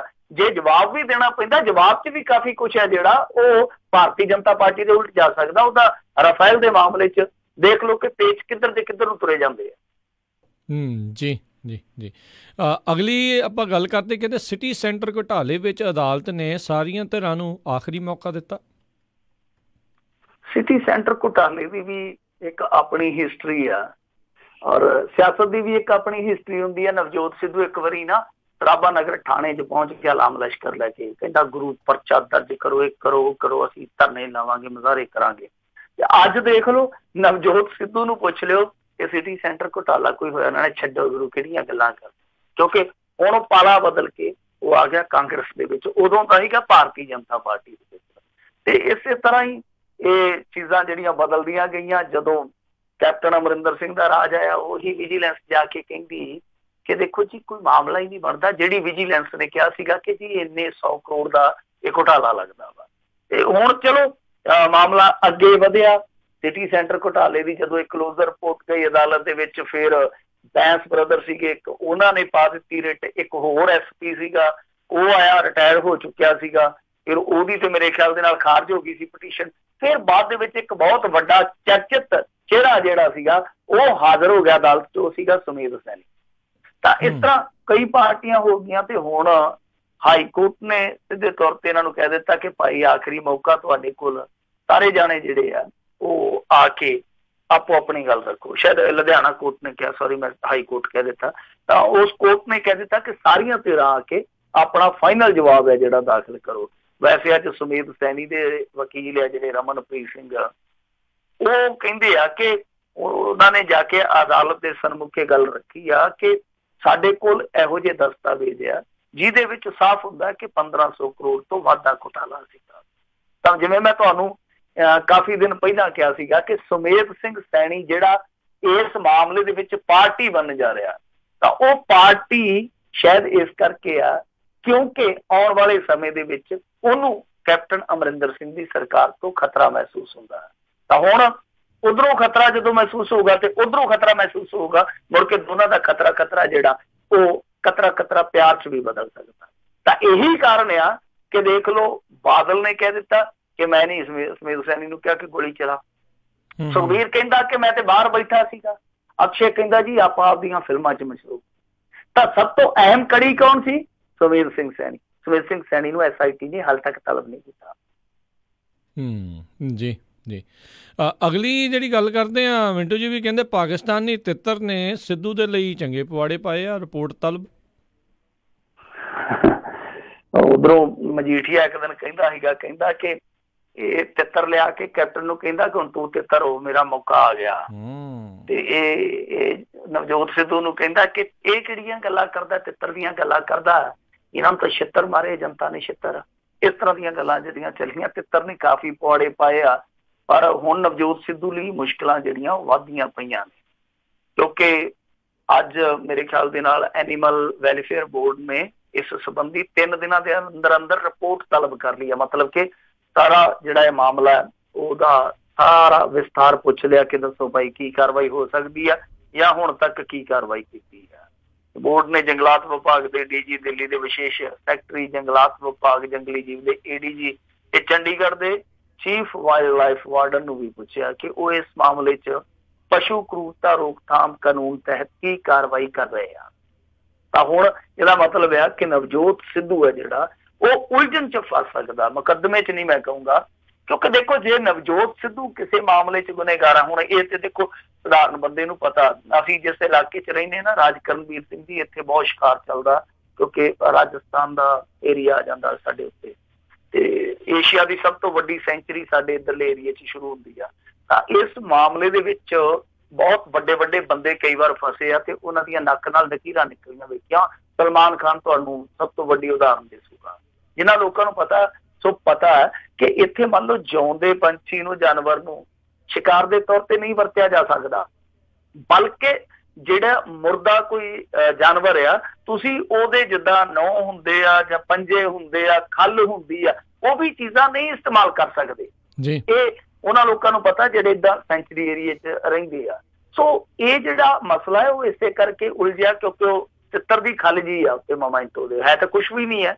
ਚਿੱਤਰ ਇਹ ਨਹੀਂ ਹੈ ਕਿ ਉਹ ਕਿਰ ਕਰਦਾ ਬੋਲਦਾ ਵਾ, ਸਾਹ ਲੈਂਦਾ, ਉਹ ਹੈ ਤੇ ਮੋਮੈਂਟੋ ਆ ਜਿੱਦਾਂ ਆਪਾਂ ਜਵਾਕਾਂ ਨੂੰ ਲਿਆ ਦਿੰਦੇ ਬਾਹਰੋਂ ਹਾਥੀ ਜਾਂ ਘੋੜੇ ਏਦਾਂ ਦੇ ਬਣੇ ਹੁੰਦੇ ਆ, ਹੈ ਇਸ ਤਰ੍ਹਾਂ ਦਾ ਹੀ ਆ। ਪਰ ਪੰਗਾ ਇਹ ਜੇ ਮੰਨ ਲਓ ਨਵਜੋਤ ਸਿੱਧੂ ਨੇ ਕੁਛ ਗਲਤ ਕੀਤਾ ਤੇ ਇਸ ਤੋਂ ਪਹਿਲਾਂ ਤੇ ਫਿਰ ਉਹ ਬੰਦੇ ਗੁਨੇਗਾਰ ਆ ਜਿਹੜੇ ਕਸਟਮ ਵਾਲੇ ਉੱਤੇ ਬੈਠੇ ਆ। ਕਸਟਮ ਵਾਲੇ ਦੱਸੋ ਉੱਥੇ ਹੁਣ ਇਹ ਥੋੜੀ ਆ ਵੀ ਕਸਟਰਡ ਦੇ ਨਾਲ ਲੀੜੇ ਧੋਣ ਲਈ ਬਿਠਾਏ ਆ, ਉਹਨਾਂ ਦੀ ਵੀ ਤੇ ਡਿਊਟੀ ਆ ਕਿਉਂਕਿ ਉਹਨਾਂ ਨੇ ਇਹੀ ਚੀਜ਼ ਵੇਖਣੀ ਹੁੰਦੀ ਆ ਕਿ ਜਿਹੜਾ ਬਾਹਰੋਂ ਸਮਾਨ ਆ ਰਿਹਾ ਕਿ ਇੰਡੀਆ ਦੇ ਕਾਇਦੇ ਕਾਨੂੰਨ ਮੁਤਾਬਕ ਉਹ ਲਿਆਂਦਾ ਜਾ ਸਕਦਾ। ਤਾਂ ਸਭ ਤੋਂ ਪਹਿਲਾਂ ਮੇਰੇ ਖਿਆਲ ਦੇ ਨਾਲ ਉਹਨਾਂ ਨੂੰ ਨੋਟਿਸ ਕਰਕੇ ਪੁੱਛਣਾ ਚਾਹੀਦਾ ਕਿ ਕੀ ਤੁਸੀਂ ਨਵਜੋਤ ਸਿੱਧੂ ਨੂੰ ਚੈੱਕ ਕੀਤਾ ਸੀ, ਉਹਦਾ ਸਮਾਨ ਚੈੱਕ ਕੀਤਾ ਹੈਗਾ।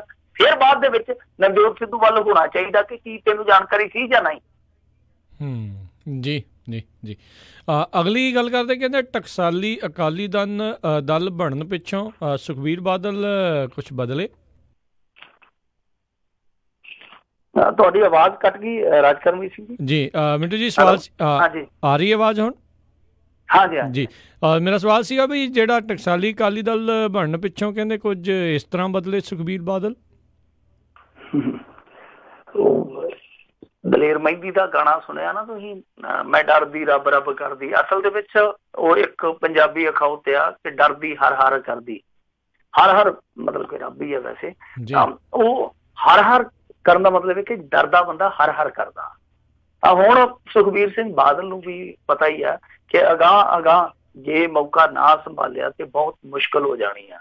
ਉਹ ਲਿਹਾਜ਼ਾ ਥੋੜੇ ਜਿਹੇ ਤੇਵਰ ਬਦਲ ਰਿਹਾ। ਔਰ ਲੰਬੀ ਦੇ ਵਿੱਚ ਜਿੱਦਾਂ ਦਿਆਲ ਸਿੰਘ ਕੋਲਿਆਂ ਵਾਲੀ ਦੇ ਘਰ ਦੇ ਵਿੱਚ ਜਾ ਕੇ ਇਹਨਾਂ ਨੇ ਬੈਠਕ ਕੀਤੀ ਸੀ ਪ੍ਰਕਾਸ਼ ਸਿੰਘ ਬਾਦਲ ਨੇ, ਉਦੋਂ ਸੁਖਬੀਰ ਸਿੰਘ ਬਾਦਲ ਵੀ ਉੱਥੇ ਨਹੀਂ ਸੀ ਆਇਆ।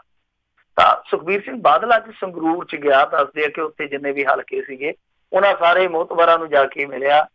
ਔਰ ਜਿਸ ਤਰ੍ਹਾਂ ਅੱਗੇ ਮਿਲਦਾ ਉਸ ਤਰ੍ਹਾਂ ਨਹੀਂ ਮਿਲਿਆ, ਬਲਕਿ ਉੱਡ ਕੇ ਜਿੱਦਾਂ ਬੰਦਾ ਕੋਈ ਮੇਜ਼ਬਾਨ ਹੁੰਦਾ ਨਾ ਕਿਸੇ ਵਿਆਹ ਸਮਾਗਮ ਦਾ, ਤੇ ਇਕੱਲੇ ਮੇਜ਼ ਤੇ ਜਾ ਕੇ ਹੱਥ ਮਿਲਾਉਂਦਾ ਪਿਆ ਕਿ ਹਾਂ ਭਾਈ ਸਾਹਿਬ ਆ ਗਿਆ, ਕੀ ਖਾਓਗੇ ਕੀ ਪੀਓਗੇ, ਏਦਾਂ ਇਕੱਲੇ ਮੇਜ਼ ਤੇ ਜਾ ਕੇ ਹੱਥ ਮਿਲਾਉਂਦਾ ਰਿਹਾ ਕਿ ਆਓ ਮਿੱਤਰੋ ਹੋਰ ਸੁਣਾਓ ਕਰੀਏ ਗੱਲਾਂ ਬਾਤਾਂ। ਤਾਂ ਉਹ ਜਿਹੜੇ ਤੇਵਰ ਸੀਗੇ ਉਹ ਬਦਲੇ ਦਿਖਾਈ ਦਿੱਤੇ ਆ। ਕੁਛ ਉੱਥੇ ਜਿਹੜੇ ਟਕਸਾਲੀ ਪਰਿਵਾਰਾਂ ਦੇ ਬੰਦੇ ਵੀ ਪਹੁੰਚੇ ਸੀ, ਅਕਾਲੀ ਪਹੁੰਚੇ ਸੀ, ਉਹ ਕਹਿੰਦੇ ਕਿ ਸਾਨੂੰ ਬੇਸ਼ੱਕ ਨਹੀਂ ਸੱਦਿਆ ਗਿਆ, ਕਈਆਂ ਨੇ ਕਿਹਾ ਇਗਨੋਰ ਕਰਦੇ ਆ। ਪਰ ਅੱਜ ਜਿੱਦਾਂ ਪ੍ਰਧਾਨ ਸਾਹਿਬ ਦੇ ਤੇਵਰ ਬਦਲੇ ਦੇਖੇ ਆ ਤਾਂ ਇਸ ਤੋਂ ਲੱਗਦਾ ਇਹ ਹੋਆ ਕਿ ਹੁਣ ਥੋੜੀ ਬਹੁਤੀ ਅਕਲ ਆਈ ਆ। ਇਹਨਾਂ ਦੇ ਬੰਦਿਆਂ ਨੇ ਵਰਸ਼ਨ ਦਿੱਤੇ ਆ ਪੱਤਰਕਾਰਾਂ ਨੂੰ। ਖੈਰ ਮੇਰੇ ਖਿਆਲ ਦੇ ਨਾਲ ਇਹ ਸ਼ਾਇਦ ਇਸ ਕਰਕੇ ਵੀ ਆ ਕਿਉਂਕਿ ਇੱਕ ਤੇ ਮਾਹੌਲ ਜਿਹੜਾ ਸੰਗਰੂਰ ਵਾਲਾ ਢੀਂਡਸੇ ਮਸਾਂ ਟਕਾਏ ਇਹਨਾਂ ਨੇ, ਤਾਂ ਦੂਜੀ ਚੀਜ਼ ਇਹ ਵੀ ਆ ਕਿ ਹੋਰ ਟਕਸਾਲੀ ਆ ਜਿਹੜੇ ਉਹ ਵੀ ਹਾਲੇ ਮਨ ਜਿਹਾ ਬਣਾਈ ਬੈਠੇ ਆ ਕਿ ਇੱਧਰ ਜਾਊਂ ਕਿ ਉੱਧਰ ਜਾਊਂ। ਤਾਂ ਉਹਨਾਂ ਨੂੰ ਵੀ ਟਿਕਾਉਣ ਦਾ ਯਤਨ ਕੀਤਾ ਜਾ ਰਿਹਾ। ਔਰ ਜੋ ਖਿਮਾ ਯਾਚਨਾ ਮੁਹਿੰਮ ਚੱਲੀ ਸੀਗੀ ਉਹ ਵੀ ਇੱਕ ਹਿੱਸਾ ਸੀ ਇਸੇ ਚੀਜ਼ ਦਾ। ਤਾਂ ਹੁਣ ਸਭ ਤੋਂ ਵੱਡੀ ਗੱਲ ਤੇ ਇਹ ਆ ਕਿ ਜੇ ਆਹੀ ਚੀਜ਼ਾਂ ਪਹਿਲਾਂ ਕੀਤੀਆਂ ਜਾਂਦੀਆਂ 3 ਸਾਲ 4 ਸਾਲ ਜਾਂ ਆਪਣੇ ਆਪ ਨੂੰ ਪਹਿਲਾਂ ਥੋੜਾ ਸੰਭਲ ਕੇ ਚਲਾਇਆ ਜਾਂਦਾ ਤੇ ਇਹ ਨੌਬਤ ਨਾ ਆਉਂਦੀ। ਬਾਕੀ ਟਕਸਾਲੀਆਂ ਨੇ ਜਿਹੜਾ ਆਪਣਾ ਨਵਾਂ ਦਲ ਖੜਾ ਕੀਤਾ, ਬਿਰਧ ਬ੍ਰਿਗੇਡ ਜਿਹੜੀ ਇਹਨਾਂ ਦੇ ਵਿੱਚੋਂ ਗਈ ਹੈ, ਜਿਹਨਾਂ ਉਹਨਾਂ ਨੇ ਸਿਆਪਾ ਖੜਾ ਕਰ ਦਿੱਤਾ ਹੈ, ਉਹਦੇ ਵਿੱਚ ਦੇਖੋ ਪੰਜਾਬ ਦੇ ਵਿੱਚ ਤੇ ਉਹਨਾਂ ਦੇ ਪੱਲੇ ਜੋ ਵੀ ਪੈਣਾ ਸਾਰਿਆਂ ਨੂੰ ਪਤਾ ਹੀ ਆ। ਪਰ ਮਾਝੇ ਦੇ ਵਿੱਚ ਉਹ ਇਹਨਾਂ ਦਾ ਨੁਕਸਾਨ ਕਰ ਸਕਦੇ ਆ। ਥੋੜਾ ਕਰਨਗੇ ਬਹੁਤਾ ਕਰਨਗੇ ਇਹ ਸਮੇਂ ਤੇ ਨਿਰਭਰ ਕਰਦਾ, ਇਹ ਉਹਨਾਂ ਦੀ ਮਿਹਨਤ ਤੇ ਨਿਰਭਰ ਕਰਦਾ। ਹਾਂ ਇਹ ਵੀ ਹੋ ਸਕਦਾ ਬੈਕ ਗੇਅਰ ਵੱਜ ਜਾਵੇ ਕਿਉਂਕਿ ਇਹ ਵੀ ਇੱਕ ਚਰਚਾ ਛਿੜੀ ਹੋਈ ਆ। ਜੀ ਜੀ। ਅਗਲੀ ਜਿਹੜੀ ਮਿੰਟੂ ਜੀ ਗੱਲ ਕਰਦੇ, ਕਹਿੰਦੇ ਮੇਘਾਲਿਆ ਸਰਕਾਰ ਪੰਜਾਬ ਸਰਕਾਰ ਤੋਂ ਖਫਾ ਹੋਈ। ਦੇਖੋ ਮੇਘਾਲਿਆ ਦੇ ਵਿੱਚ ਤੁਹਾਨੂੰ ਪਤਾ ਹੀ ਆ ਕਿ ਸਿੱਖਾਂ ਦੇ ਨਾਲ ਹਿੰਸਾ ਹੋਈ ਸੀਗੀ। ਸਿੱਖਾਂ ਦੇ ਉੱਥੇ ਕਾਰੋਬਾਰ ਹੈ ਜਿਹੜੇ ਉਹ ਵੀ ਪ੍ਰਭਾਵਿਤ ਹੋਏ ਸੀ ਕਿ ਟਰੱਕ ਸਾੜੇ ਗਏ ਸੀ, ਦੁਕਾਨਾਂ ਸਾੜੀਆਂ ਗਈਆਂ ਸੀਗੀਆਂ, ਉਹਨਾਂ ਦੀ ਬਸਤੀ ਤੇ ਹਮਲੇ ਕੀਤੇ ਗਏ ਸੀ। ਇਹ ਬਹੁਤ ਜ਼ਿਆਦਾ ਅਨਿਆਂ ਸੀਗਾ। ਨਿੱਕੀ ਜੀ ਗੱਲ ਤੋਂ ਗੱਲ ਚੱਲੀ ਸੀ, ਪਰ ਨਿੱਕੀ ਜੀ ਗੱਲ ਦੀ ਗੱਲ ਇਹ ਵੀ ਸੀਗੀ ਕਿ ਉਸ ਬਸਤੀ ਤੇ ਅੱਖ ਸੀਗੇ ਉੱਥੇ ਸ਼ਾਪਿੰਗ ਮਾਲ ਵਗੈਰਾ ਬਣਾਉਣੇ ਸੀਗੇ ਕਿ ਇਹ ਉੱਥੋਂ ਨਿਕਲਣ, ਇੱਥੋਂ ਉਜੜਨ, ਅਸੀਂ ਉੱਥੇ ਆਪਣਾ ਝੰਡਾ ਗੱਡ ਲਈਏ। ਪਰ ਬਾਅਦ ਦੇ ਵਿੱਚ ਰੌਲਾ ਪੈ ਗਿਆ। ਇੱਥੋਂ ਪੰਜਾਬ ਦੇ ਵਿੱਚੋਂ ਬਹੁਤ ਸਪੋਰਟ ਹੋਈ, ਪੂਰੀ ਦੁਨੀਆ ਦੇ ਵਿੱਚ ਵਸਦੇ ਜਿੰਨੇ ਸਿੱਖ ਸੀਗੇ ਸਭ ਨੇ ਇਸ ਚੀਜ਼ ਦੀ ਵਿਰੋਧਤਾ ਕੀਤੀ। ਗੱਲ ਜਿਹੜੀ ਅਦਾਲਤਾਂ ਤੱਕ ਚਲੇਗੀ। ਚਲੋ ਫਿਰ ਠੰਡੌਰਾ ਹੋ ਗਿਆ। ਅਖੀਰ ਹੁਣ ਮੁੱਦਾ ਕੀ ਹੈ ਕਿ ਤੁਹਾਨੂੰ ਪਤਾ ਹੀ ਹੈ ਇੱਕ ਰੋਜ਼ਾ ਇਜਲਾਸ ਹੋਇਆ। ਵੈਸੇ ਤੇ ਮੈਨੂੰ ਲੱਗਦਾ ਉਹ ਤਨਖਾਹ ਵਧਾਉਣ ਵਾਸਤੇ ਹੀ ਸੀਗਾ ਚਲੋ ਥੋੜੇ ਬਹੁਤ ਉਹਨਾਂ ਨੇ ਕੰਮ ਵੀ ਕੀਤੇ ਆ, ਉਹ ਮਿਹਰਬਾਨੀ ਆ ਸਰਕਾਰ ਦੀ। ਵੈਸੇ ਤੇ ਲੋਕ ਇਸ ਉਡੀਕ ਦੇ ਵਿੱਚ ਸੀਗੇ ਕਿ ਚਲੋ ਕੁਛ ਨਾ ਕੁਛ ਜਲਵਾਜ ਜੁੰਬਸ਼ ਦਿਖਾਉਣਗੇ। ਤਾਂ ਉਦੋਂ ਇਹਨਾਂ ਨੇ ਇੱਕ ਇਹ ਵੀ ਮਤਾ ਬੁਲਾਇਆ ਸੀਗਾ, ਮਤਾ ਪਾਸ ਕੀਤਾ ਸੀਗਾ ਕਿ 60 ਲੱਖ ਰੁਪਈਆ ਜਿਹੜਾ ਉਹ ਮੇਘਾਲਿਆ ਨੂੰ ਇਮਦਾਦ ਵਜੋਂ ਦਿੱਤਾ ਜਾਊਗਾ, ਜਿਹੜੇ ਉੱਥੇ ਦੇ ਸਿੱਖ ਵਸਨੀਕ ਆ। ਤਾਂ ਉਹ ਮੇਘਾਲਿਆ ਸਰਕਾਰ ਆ ਜਿਹੜੀ ਉਹ ਇਸ ਗੱਲ ਤੋਂ ਕਿਤੇ ਨਾ ਕਿਤੇ ਖਫਾ ਹੋ ਕਹਿੰਦੀ ਕਿ ਇਹਨਾਂ ਨੂੰ ਕੀ ਲੋੜ ਸੀਗੀ, ਅਸੀਂ ਸਭ ਕੁਛ ਕੀਤਾ ਹੋਇਆ। ਪਰ ਮੇਰੇ ਖਿਆਲ ਦੇ ਨਾਲ ਇਹ ਉਹਨਾਂ ਦੀ ਬੇਲੋੜੀ ਨਾਰਾਜ਼ਗੀ ਆ, ਕਿਉਂਕਿ ਦੇਖੋ ਜਿਹੜੇ ਸਾਡੇ ਮੈਂਬਰ ਪਾਰਲੀਮੈਂਟ ਹੁੰਦੇ ਆ ਇਹਨਾਂ ਕੋਲ ਵੀ ਇੱਕ ਅਖਤਿਆਰੀ ਫੰਡ ਹੁੰਦਾ ਔਰ ਨਾਲ ਇੱਕ ਅਖਤਿਆਰ ਹੁੰਦਾ ਕਿ ਆਪਣੇ ਹਲਕੇ ਤੋਂ ਬਾਹਰ ਗ੍ਰਾਂਟ ਦੇ ਸਕਦੇ ਆ। ਮੈਨੂੰ ਚੇਤਾ ਆ ਕਿ ਕੁਮਾਰੀ ਸ਼ੈਲਜਾ ਜਿਹੜੀ ਬੀਬੀ ਹਰਿਆਣੇ ਦੀ ਆ, ਉਹਨੇ ਗਿੱਦੜਬਾਹ ਦੇ ਵਿੱਚ ਐਂਬੂਲੈਂਸ ਵਾਸਤੇ ਇੱਕ ਵਾਰੀ ਆਪਣੇ ਅਖਤਿਆਰੀ ਕੋਟੇ ਦੇ ਵਿੱਚੋਂ ਫੰਡ ਦਿੱਤਾ ਸੀ। ਬਿਹਾਰ ਦਾ ਇੱਕ ਐਸਾ ਮੈਂਬਰ ਪਾਰਲੀਮੈਂਟ ਸੀਗਾ ਜਿਹਨੇ ਬਾਦਲ ਸਾਹਿਬ ਦੇ ਪਿੰਡ ਨੂੰ ਦਾਨ ਦਿੱਤਾ ਹੋਇਆ। ਸੋ ਇਹ ਕਹਿਣ ਦਾ ਮਤਲਬ ਹੈ ਕਿ ਜੇ ਮੰਨ ਲਓ ਇਸ ਤਰ੍ਹਾਂ ਦੀ ਵਿਵਸਥਾ ਹੈ ਕਿ ਇੱਕ ਸਰਕਾਰ ਜਿਹੜੀ ਆ ਉਹ ਦੂਸਰੇ ਰਾਜ ਦੇ ਵਿੱਚ ਏਦਾਂ ਦੇ ਸਕਦੀ ਆ, ਇੱਕ ਮੈਂਬਰ ਪਾਰਲੀਮੈਂਟ ਆਪਣੇ ਅਖਤਿਆਰੀ ਕੋਟੇ ਚੋਂ ਅਖਤਿਆਰੀ ਫੰਡ ਦੇ ਵਿੱਚੋਂ ਦੇ ਸਕਦਾ, ਤੇ ਫਿਰ ਕਿੱਡੀ ਕੁ ਆਖਰ ਆ ਗਈ। ਇਹ ਕਿੰਨਾ ਕੁ ਵੱਡਾ ਪੈਕੇਜ ਆ, ਇਹਨਾਂ ਨੇ 60 ਲੱਖ ਰੁਪਈਆ ਦਿੱਤਾ, ਕਿੱਡੀ ਕੁ ਗੱਲ ਆ। ਉਹਦੇ ਵਿੱਚ ਵੀ ਮੇਰੇ ਖਿਆਲ ਦੇ ਨਾਲ 40 ਲੱਖ ਸਕੂਲ ਨੂੰ ਆ, 10-20 ਲੱਖ ਜੋ ਕਾਰੋਬਾਰ ਪ੍ਰਭਾਵਿਤ ਹੋਇਆ। ਤਾਂ ਮੇਰੇ ਖਿਆਲ ਦੇ ਨਾਲ ਬੇਲੋੜੀ ਰਾਜਨੀਤੀ ਆ। ਮੇਘਾਲਿਆ ਸਰਕਾਰ ਨੂੰ ਇਸ ਗੱਲ ਤੇ ਥੋੜਾ ਜਿਹਾ ਬੇਸ਼ੱਕ ਇਤਰਾਜ਼ ਹੈ, ਪਰ ਮੇਰੇ ਖਿਆਲ ਦੇ ਨਾਲ ਇਹਦੇ ਚ ਗਲਤ ਕੁਛ ਨਹੀਂ ਹੈ। ਜੇ ਪੰਜਾਬ ਸਰਕਾਰ ਨੇ ਹੈਲਪ ਕਰ ਦਿੱਤੀ ਉਹਦੇ ਚ ਆਖਰ ਕੋਈ ਨਹੀਂ ਆਉਣੀ। ਜੀ ਜੀ ਜੀ ਅਤੇ ਮਿੰਟੂ ਜੀ ਇੱਕ ਹੁਣੇ ਜਿਹੜੀ ਇੱਕ ਖਬਰ ਵੀ ਮੈਂ ਪੜ੍ਹ ਰਿਹਾ ਸੀ ਤੇ ਕਹਿੰਦੇ ਜਿਹੜਾ ਮੋਦੀ ਹੁਣੀ ਆ ਉਹਨਾਂ ਨੇ ਹੁਣ ਤੱਕ ਤਕਰੀਬਨ ਜਦੋਂ 5 ਸਾਲ ਇਹਨਾਂ ਦੇ ਪੂਰੇ ਹੋਣ ਵਾਲੇ ਆ ਵੀ $1 ਬਿਲੀਅਨ ਯਾਨੀ ਕਿ ਤਕਰੀਬਨ 7,000 ਕਰੋੜ ਰੁਪਈਆ ਜਿਹੜੇ ਫੋਰਨ ਦੇ ਜਿਹੜੇ ਵਿਦੇਸ਼ ਦੌਰਿਆਂ ਦੇ ਉੱਤੇ ਤੇ ਐਡਾਂ ਦੇ ਉੱਤੇ ਲਾਇਆ ਆ। ਕੀ ਖੱਟਿਆ 7,000 ਕਰੋੜ ਦੇ ਵਿੱਚੋਂ ਭਾਰਤ ਨੇ ਉੱਥੇ? ਇਹ ਤੇ ਇੱਕ ਬਹੁਤ ਵੱਡੀ ਡਿਸਕਸ਼ਨ ਦਾ ਵਿਸ਼ਾ ਬਣ ਜਾਊਗਾ ਕਿ ਕੀ ਖੱਟਿਆ। ਪਰ ਇੱਕ ਚੀਜ਼ ਮੈਂ ਤੁਹਾਨੂੰ ਦੱਸ ਦੇਵਾਂ ਕਿ ਜਿਹੜੇ ਫਿਗਰ ਆ ਉਹ ਤਾਂ ਵੈਸੇ ਅਰਥ ਮਾਹਰ ਜਿਹੜੇ ਆ ਉਹ ਬਹੁਤੇ ਰੱਖਦੇ ਆ, ਜਿਹੜੇ ਅਰਥ ਸ਼ਾਸਤਰ ਦੇ ਗਿਆਨੀ ਆ। ਪਰ ਇੱਕ ਚੀਜ਼ ਜਿਹੜੀ ਆ ਮੈਂ ਉਹ ਵੇਖੀ ਸੀਗੀ ਕਿ ਦਾਅਵਾ ਕੀਤਾ ਗਿਆ ਹੈਗਾ ਇਹ FDI ਹੈ ਜਿਹੜੀ ਉਹ ਸਭ ਤੋਂ ਜ਼ਿਆਦਾ ਮੋਦੀ ਰਾਜ ਦੇ ਵਿੱਚ ਆਈ ਔਰ ਕਾਮਨਵੈਲਥ ਕੰਟਰੀਜ਼ ਦੇ ਵਿੱਚੋਂ ਪਹਿਲਾ ਨੰਬਰ 'ਚ। ਠੀਕ ਆ, ਇਹ ਇਹਨਾਂ ਦੀ ਆਊਟਪੁੱਟ ਹੋ ਸਕਦੀ ਆ। ਬਾਕੀ ਕੂਟਨੀਤਿਕ ਲਿਹਾਜ਼ ਨਾਲ ਦੌਰੇ ਹੁੰਦੇ ਆ, ਦੌਰੇ ਵਾਜਪਾਈ ਨੇ ਵੀ ਬਹੁਤ ਕੀਤੇ ਆ। ਮੈਂ ਉਦੋਂ ਇੱਕ ਰਿਪੋਰਟ ਪੜ੍ਹਦਾ ਪਿਆ ਸੀਗਾ ਕਿ ਉਹਨਾਂ ਦੇ ਦੌਰੇ ਆ ਜਿਹੜੇ ਸ਼ਾਇਦ 121 ਸੀਗੇ, ਇਹਨਾਂ ਦੇ ਜਿਹੜੇ ਸੀਗੇ ਮਨਮੋਹਨ ਸਿੰਘ ਜੀ ਦੇ 139 ਸੀਗੇ, ਏਦਾਂ ਸੀਗੇ। ਇਹਨਾਂ ਨੇ ਤਾਂ ਵੈਸੇ ਰਿਕਾਰਡ ਤੋੜ ਦਿੱਤਾ ਤੇ ਬਹੁਤ ਕਮਾਕੜ ਪ੍ਰਧਾਨ ਮੰਤਰੀ ਆ। ਪਰ ਉਹਨਾਂ ਦਾ ਜਿਹੜਾ ਖਰਚਾ ਸੀਗਾ, ਕਿਸੇ ਦਾ ਮੰਨ ਲਓ ਵਿਦੇਸ਼ੀ ਦੌਰੇ ਦਾ 1 ਕਰੋੜ ਰੁਪਇਆ ਇੱਕ ਦਿਨ ਦਾ, ਕਿਸੇ ਦਾ ਮੰਨ ਲਓ 2 ਕਰੋੜ ਰੁਪਇਆ ਵੱਧ ਤੋਂ ਵੱਧ। ਤੇ ਇਹ ਜਿਹੜੇ ਪ੍ਰਧਾਨ ਮੰਤਰੀ ਨੇ ਇਹ ਨਾਇਬ ਪ੍ਰਧਾਨ ਮੰਤਰੀ ਹੈ ਤੇ ਇੱਕ ਦਿਨ ਦਾ ਖਰਚਾ 10-10 ਕਰੋੜ ਪੈਂਦਾ ਰਿਹਾ। ਔਰ ਚਲੋ ਇਹ ਮੈਂ ਜਿਵੇਂ ਤੁਹਾਨੂੰ ਕਿਹਾ ਕਿ ਜ਼ਰੂਰਤ ਆ ਕੂਟਨੀਤਿਕ, ਜੇ ਦੇਖੀਏ ਕੂਟਨੀਤਿਕ ਲਿਹਾਜ਼ ਦੇ ਨਾਲ ਤਾਂ ਭਾਰਤ ਹੈ ਜਿਹੜਾ ਉਹ ਬਹੁਤ ਇਸ ਸਮੇਂ ਮਹੱਤਵਪੂਰਨ ਦੇਸ਼ ਆ, ਪੂਰੀ ਦੁਨੀਆ ਲਈ ਇੱਕ ਬਹੁਤ ਵੱਡਾ ਬਾਜ਼ਾਰ ਆ। ਔਰ ਭਾਰਤ ਵੀ ਬਾਜ਼ਾਰ ਤਲਾਸ਼ਦਾ ਪਿਆ ਪੂਰੀ ਦੁਨੀਆ ਦੇ ਵਿੱਚ ਆਪਣੇ ਲਈ। ਸੋ ਕਾਰੋਬਾਰ ਦੀ ਜੰਗ ਆ, ਉਸ ਜੰਗ ਦੇ ਵਿੱਚ ਤੁਹਾਨੂੰ ਪਤਾ ਹੀ ਇੱਧਰ ਉੱਧਰ ਕਰਨੇ ਪੈਂਦੇ ਆ, ਜੋੜ ਤੋੜ ਕਰਨੇ ਪੈਂਦੇ ਆ। ਪਰ ਸਭ ਤੋਂ ਵੱਡੀ ਗੱਲ ਇਹ ਆ ਕਿ ਪ੍ਰਧਾਨ ਮੰਤਰੀ ਦੇ ਨਾਲ ਇੱਕ ਵਫਦ ਜਾਂਦਾ ਜਿਹੜਾ ਕਿ ਨਿੱਜੀ ਵਫਦ ਹੁੰਦਾ, ਬਹੁਤ ਵੱਡੇ ਕਾਰੋਬਾਰੀ ਜਾਂਦੇ ਆ।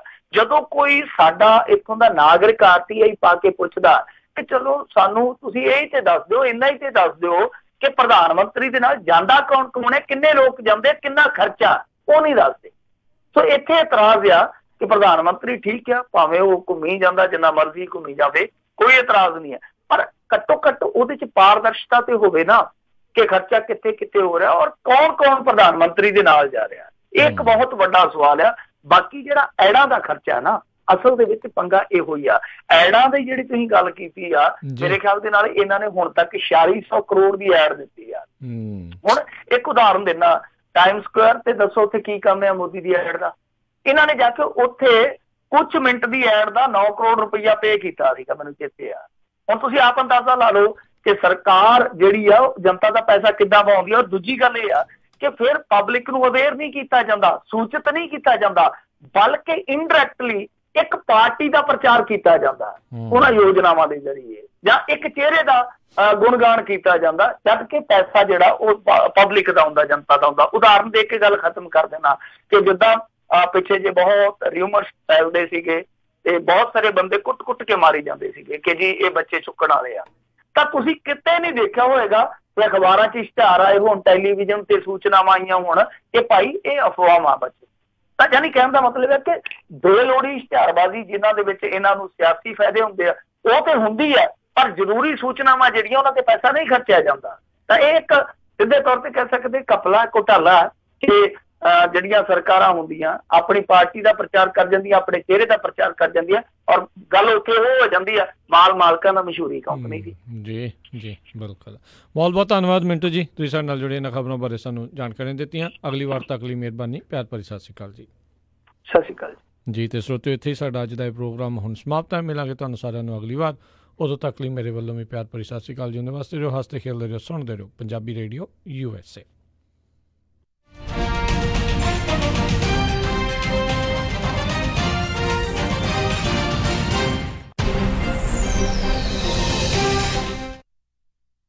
मैं पंजाबी बोलिया किते भुल ना जाई जवाना।